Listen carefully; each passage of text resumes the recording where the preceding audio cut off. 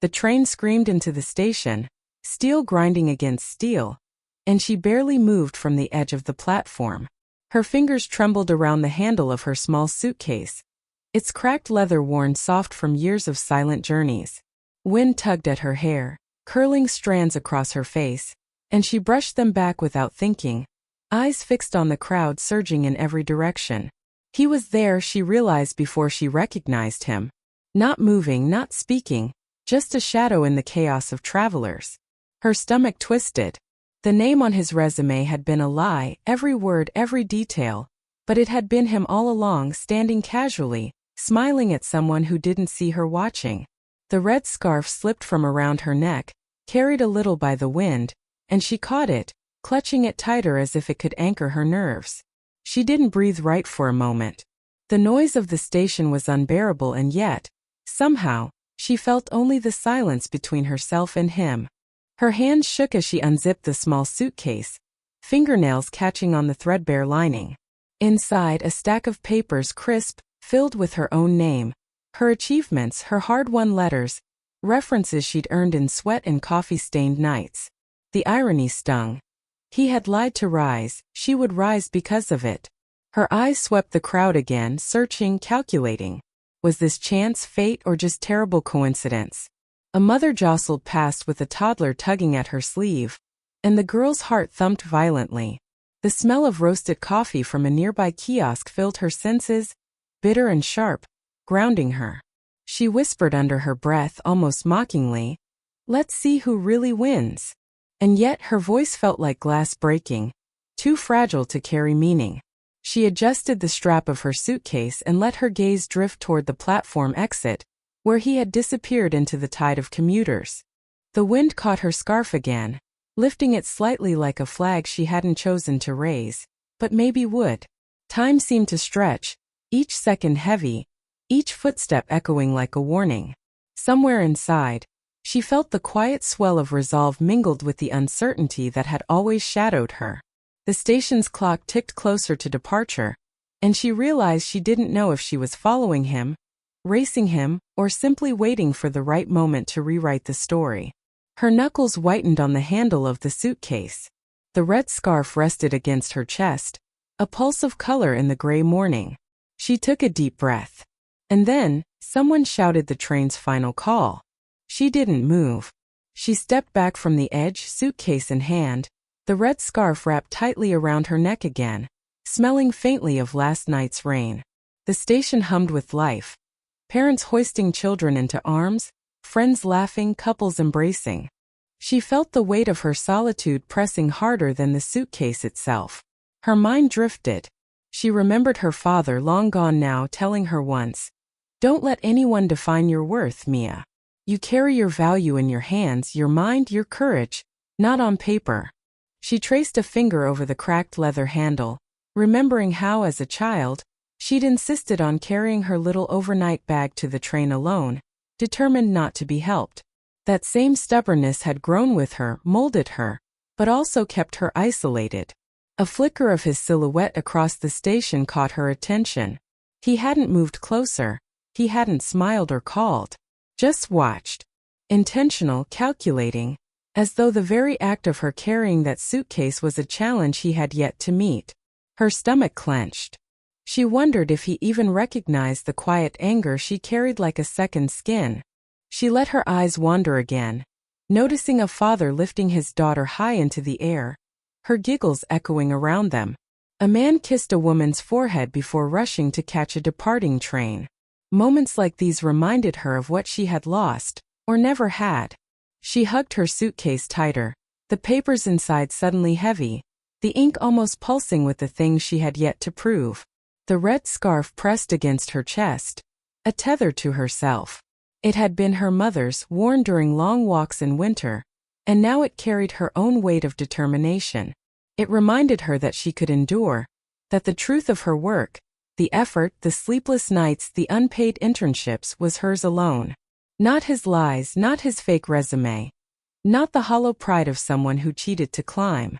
A soft breath of wind brushed past her hair, and for a moment she imagined the train already gone, the station empty, and herself walking alone with nothing but her suitcase and the resolve inside it. She wanted to turn away, to escape the tension coiling in her chest, but something held her in place. The silent stranger, the unspoken story between them, and the promise she had made to herself that she wouldn't vanish into anyone's shadow. Her steps slowed as she neared the platform exit. He stayed, his expression unreadable, a curious blend of calm and calculation. Her heart thumped, and the scarf tugged against her throat like it understood the stakes. And then, almost instinctively, she stopped. Her suitcase's wheels clicked against the floor, echoing in the sudden hush around her. He offered a faint, confused smile, not mocking, not warm, just questioning. Her breath caught. The train's horn sounded again, piercing, demanding. And yet she didn't move. Rain began to fall, soft at first, tiny drifts collecting on the pavement, then heavier, drumming against the station roof like a warning. Mia's hair clung to her forehead, her scarf damp and smelling faintly of wet wool. She pulled her suitcase closer, watching the stranger across the platform. He shifted, and she noticed the worn soles of his shoes, the way the leather bent and cracked as if each step had been measured in struggle. Her mind spun. She saw a reflection in him, a quiet echo of her own battles, the nights of scraping by, the unpaid projects, the whispered doubts she tried to drown with determination. He didn't speak, but in that stillness, she felt his life's weight pressing against hers. The small hints, the folded photograph sticking out from his wallet, the way he adjusted his cuff nervously, the subtle tremor in his hands, made her wonder who he really was. Was this fate bringing them face to face? Or some cruel design? A trap orchestrated by a man who had already lied once? Her chest tightened. She wanted to leave, to step into the crowd and dissolve into anonymity, but her feet rooted to the spot. Something in him mirrored her hunger for acknowledgement, her quiet rebellion against the world's dismissiveness. And yet, trust felt impossible. Thunder rolled overhead, distant but growing, vibrating through the station floor. The metallic clang of trains seemed to echo her heartbeat, rapid, uncertain.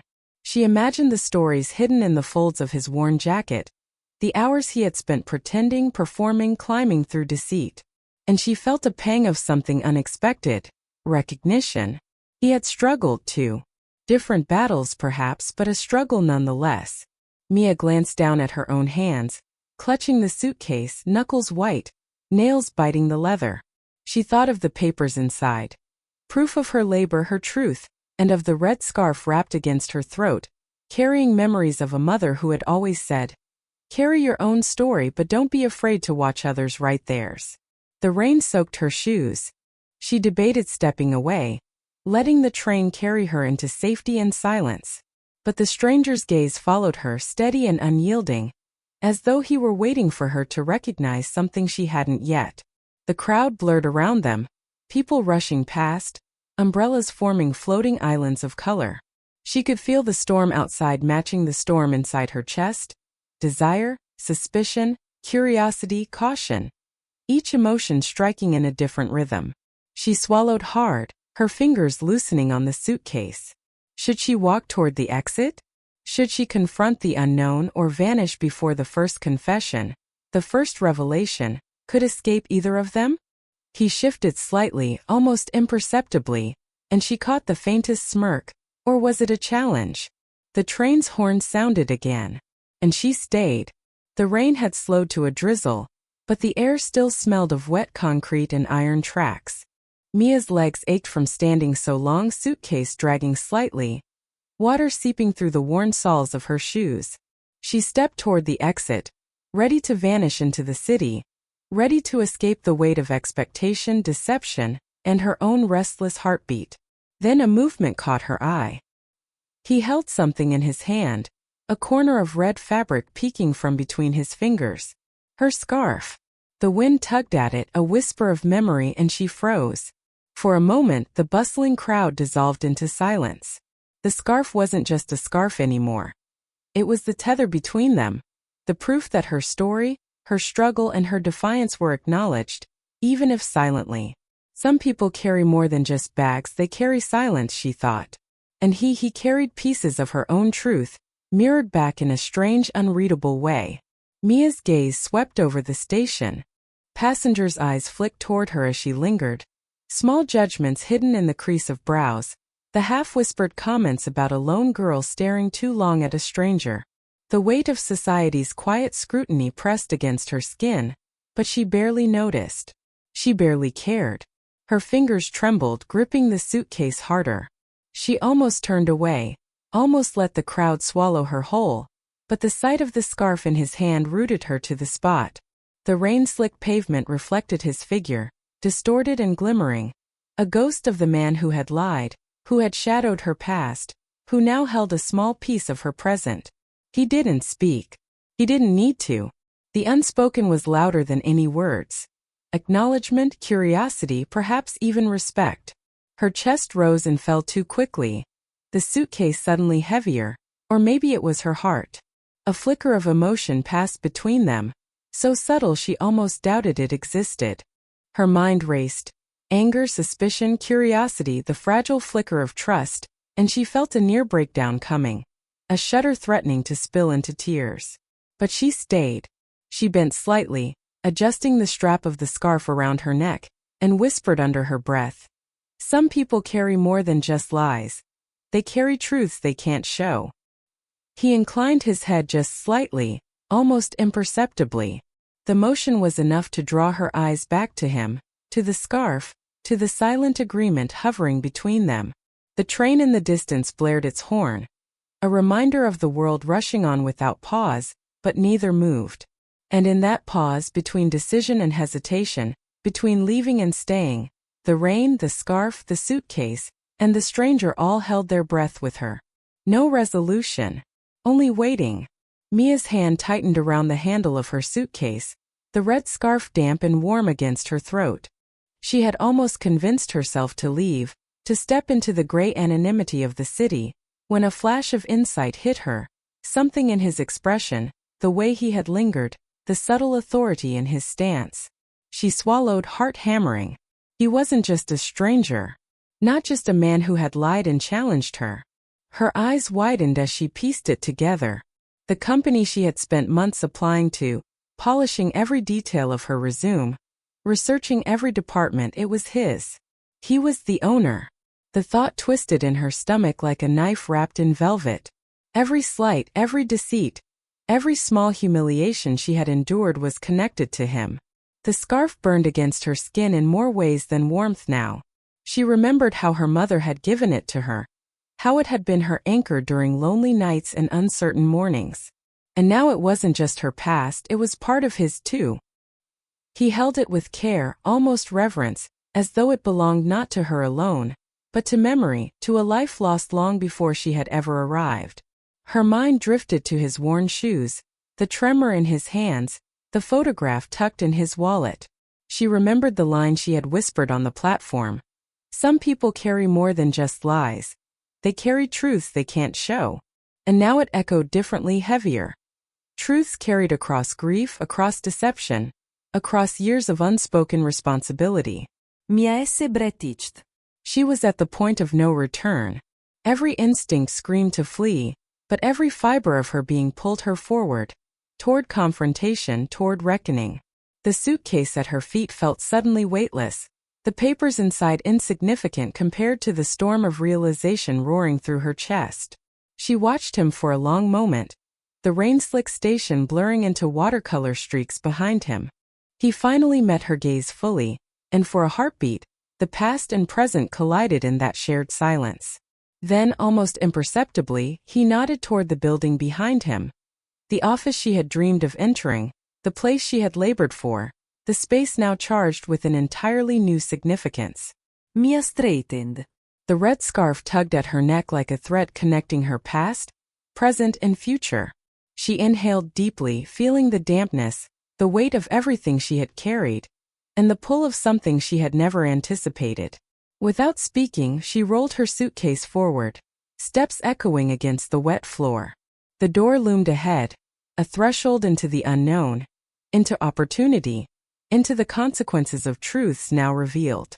She reached for the handle, heart thundering, and crossed it. Everything had changed. The station was empty now, the late evening fog curling around the steel beams and puddles. The same platform where she had first seen him, where her fingers had trembled on the cracked suitcase handle, where the wind had tangled her hair, now felt different, smaller, intimate, electric.